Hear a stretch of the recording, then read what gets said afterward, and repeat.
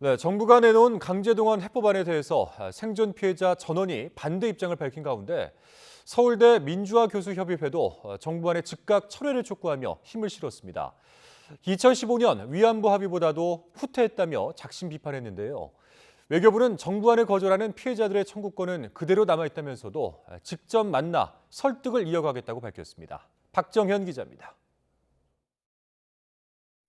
서울대 교수 50여 명이 소속된 서울대 민주화교수협의회가 기자간담회를 열었습니다. 제3자 변제를 골자로 하는 정부의 강제동원 해법안에 대해 입장을 발표하기 위해서입니다. 교수들은 정부안이 피해자를 우롱하고 국민을 기만한 처사라며 정면으로 비판했습니다. 당사자인 일본 기업의 책임 언급이나 판결 이행 요구가 없다는 점에서 우리 대법원의 판결을 정면으로 짓밟은 결정이었다.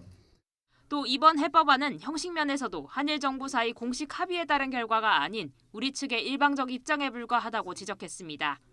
이어 일본 정부가 일본군 위안부 문제에 책임이 있다고 인정하고 사과한 지난 2015년 한일 위안부 합의보다도 후퇴한 거라고 평가절하했습니다.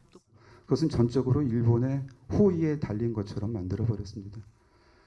그렇기 때문에 일본 정부로부터 어떤 약속도 얻어내지 못한 것이 되었기 때문에 그만큼도 가지 못한 것이라서 생존 피해자 전원이 정부 해법안을 받아들이지 않겠다는 뜻을 공식화하고 법적 다툼도 예고한 상황.